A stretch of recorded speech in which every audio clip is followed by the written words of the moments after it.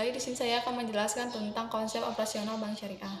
Kerangka kegiatan muamalat secara garis besar dapat dibagi menjadi 3 bagian, yaitu politik, sosial, dan ekonomi. Dari ekonomi dapat diambil dari 3 turunan lainnya, yaitu konsumsi, simpanan, dan investasi. Berbeda dengan sistem lainnya, Islam mengajarkan pola konsumsi yang moderat atau tengah-tengah, tidak berlebihan dan tidak juga keterlaluan. Lebih jauh dan lebih tegas dalam Al-Quran surat Al-Insyirah ayat 27 melarang terjadinya perbuatan tabzir. Sesungguhnya orang-orang yang melakukan itu adalah saudara-saudara syaitan. Dalam Al-Quran ini, secara ekonomi dapat diartikan mendorong terpuruknya surplus konsumen dalam bentuk simpanan untuk dihimpun. Kemudian dipergunakan dalam membiayai investasi baik untuk perdagangan produk dan jasa. Dalam konteks inilah kehadiran lembaga keuangan mutlak adanya karena ia bertindak sebagai intermediat antara unit supply dengan unit demand. Keberadaan lembaga keuangan dalam Islam sangat fatal karena kegiatan bisnis dan roda ekonomi tidak akan berjalan tanpanya. Untuk mendapatkan persepsi yang jelas tentang konsep Islam dalam lembaga keuangan, khususnya bank Syariah dalam Undang-Undang Nomor 10 Tahun 1998 tentang Perbankan Pasal 1 tidak didefinisikan secara rinci. Namun, dapat ditarik pengertian bahwa bank syariah adalah bank umum atau bank pembiayaan rakyat yang melaksanakan kegiatan usaha berdasarkan prinsip syariah yang dalam kegiatannya memberikan jasa dalam lalu lintas pembayaran.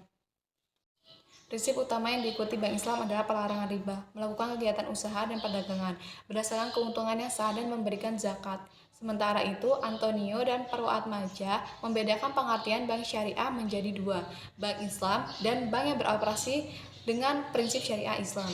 Bank Islam yang pertama adalah bank yang beroperasi sesuai dengan prinsip-prinsip syariah Islam. Yang kedua, bank yang tata cara beroperasinya mengacu pada ketentuan-ketentuan Al-Quran dan hadis. Sementara, bank yang beroperasi sesuai dengan prinsip syariah Islam adalah bank yang dalam beroperasinya itu mengikuti ketentuan-ketentuan syariah Islam, khususnya menyangkut tata cara bermuamalah secara Islam. Baik, materi yang selanjutnya adalah konsep dasar ekonomi Islam dan prinsip dasar operasional bank syariah. Konsep dasar ekonomi Islam. Islam sebagai agama merupakan konsep yang mengatur kehidupan manusia secara komprehensif dan universal, baik dalam hubungan dengan Sang Pencipta, yaitu hablum minallah, maupun dalam hubungan sesama manusia, hablum minannas.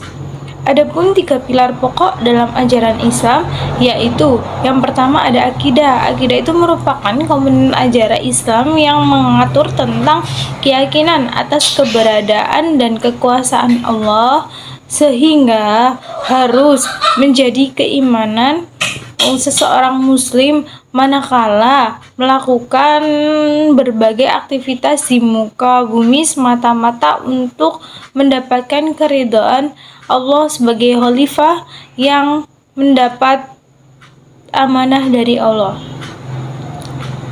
Sedangkan yang kedua itu ada syariah. Syariah adalah komponen ajaran Islam yang mengatur tentang kehidupan seorang muslim baik dalam bidang ibadah, hablum minallah, maupun dalam bidang muamalah, hablum minannas, yang merupakan aktualisasi dari akidah menjadi keyakinan. Sedangkan muamalah sendiri itu meliputi berbagai bidang kehidupan, antara lain yaitu menyangkut ekonomi ataupun harta dan perniagaan, disebut muamalah maliyah.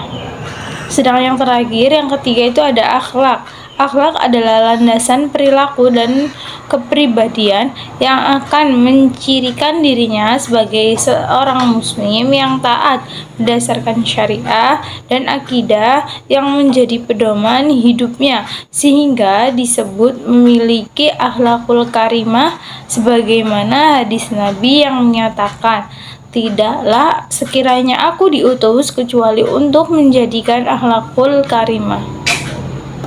Yang kedua adalah prinsip dasar operasional bank syariah.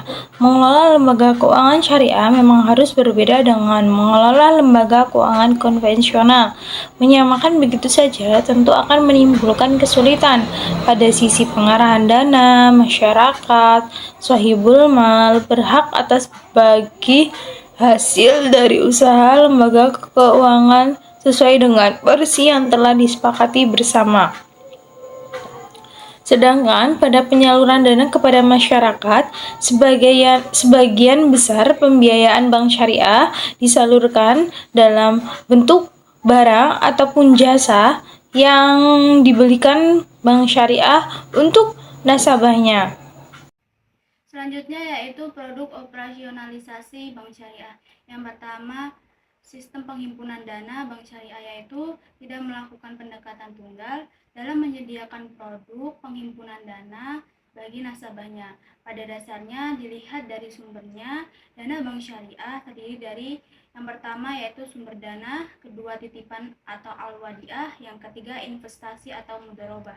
Yang pertama yaitu sumber dana. Sumber dana adalah sebagai salah satu lembaga yang berfungsi untuk menghimpun dana masyarakat syariah untuk memiliki sumber dana optimal sebelum disalurkan kembali ke masyarakat. Yang kedua, titipan atau al-wadiah, yaitu merupakan titipan murni yang setiap saat dapat diambil pemiliknya. Yang ketiga yaitu investasi atau mudharabah. Akad yang sesuai dengan prinsip investasi adalah mudharabah yang mempunyai tujuan kerjasama antara pemilik dana maupun pengelola dana. Dalam hal ini adalah bank. Pemilik dana sebagai deposan di bank syariah berperan sebagai investor murni yang menanggung aspek sharing risk and return dari bank. Secara garis besar, mudharabah terbagi menjadi dua jenis, yaitu mudharabah mutlaqah dan mudharabah muqayyadah. Mudharabah mutlaqah, dalam prinsip hal ini, utama yang menjadi cirinya adalah sohibul mal tidak memberikan batasan-batasan atas dana yang diinvestasikannya, atau dengan kata lain, mudharib diberi wewenang penuh mengelola tanpa terkait waktu, tempat, jenis usaha, dan jenis pelayanannya. Yang kedua, mudharabah muqayyadah. Pada jenis akad ini, hisabul mal memberikan batasan atas dana yang diinvestasikannya. Mudharabah ini hanya bisa dikelola sesuai dengan batas-batasan tertentu, semisal tempat dan waktu tertentu saja. Adapun materi yang selanjutnya adalah sistem penyaluran dana financing. Bank syariah sebagai suatu lembaga keuangan yang akan terlibat dengan berbagai jenis kontra perdagangan syariah. Semua elemen kontra sudah pasti mempunyai asas dan prinsip yang jelas secara syariah. Penyaluran dana perbankan syariah dapat dikategorikan menjadi dua bentuk, yaitu yang pertama equity financing. Bentuk ini terbagi pula dalam pilihan skim mudharabah, mutalaqah ataupun muqayyadah, atau dalam bentuk musyarakah. Dari segi konsep dasar, mudharabah yang akan dijelaskan di sini sama dengan mudharabah yang telah dijelaskan sebelumnya dalam penghimpunan dana bank, deposit nasabah. Namun ada yang membedakan. Al-mudharabah pada pelaksanaan deposit nasabah, maka nasabah sebagai penyandang dana bertindak sebagai sahibul mal dan bank sebagai mudharib pengelola dana. Sedangkan al-musyarakah yang dimaksud dengan musyarakah adalah akad antara dua orang ataupun lebih dengan menyertakan modal dan dengan keuntungan dibagi sesama mereka menurut porsi yang disepakati. Nah, yang B itu ada di debit financing. Debit financing adalah dalam teori meliputi objek-objek berupa pertukaran antara barang dengan barang ataupun barter, barang dengan uang, uang dengan barang, dan uang dengan uang. Oleh karena itu, dalam operasional perbankan syariah hanya digunakan dua objek lain, yaitu pertukaran antara barang dengan barang dan uang dengan barang. Yang pertama adalah barang dengan uang. Transaksi barang dengan uang yang dapat dilakukan dengan skim jual beli bai ataupun sewa menyewa ujrah. Yang termasuk skim jual beli adalah bai al-murabah, dua bai. Yang kedua ada bai baitan ajil. Nah, yang kedua ini ada uang dengan barang. Pertukaran ini dapat dilakukan dengan skim bai as-salam in from payment salam ataupun bai as-salam istisna sal. Selanjutnya yaitu jasa layanan perbankan. Yang pertama ada al-wakalah. Al-wakalah adalah akad perwakilan antara dua pihak, di mana pihak pertama mewakilkan suatu urusan kepada pihak kedua untuk bertindak atas nama pihak pertama. Dalam aplikasinya, dalam perbankan syariah, wakalah biasanya diterapkan dalam penerbitan letter of credit atau penerusan permintaan akan barang dalam negeri di bank luar negeri. Yang kedua yaitu kafalah. Menurut mazhab Maliki, Syafi'i, dan Hambali, kafalah adalah menjadikan seseorang peminjam ikut bertanggung jawab atas tanggung jawab seseorang dalam pelunasan atau pembayaran utang. Aplikasinya dalam dunia perbankan adalah penerbitan garansi bank. Yang ketiga yaitu ada hawala. Hawala adalah akad pemindahan utang atau piutang suatu pihak kepada pihak lain. Dalam hal ini ada 3 pihak, yaitu pihak yang berutang, yaitu muhid atau madin, pihak yang memberi utang, dan pihak yang menerima pemindahan. Yang keempat yaitu ada ran. Ran adalah menahan salah satu harta milik si peminjam sebagai jaminan yang diterimanya.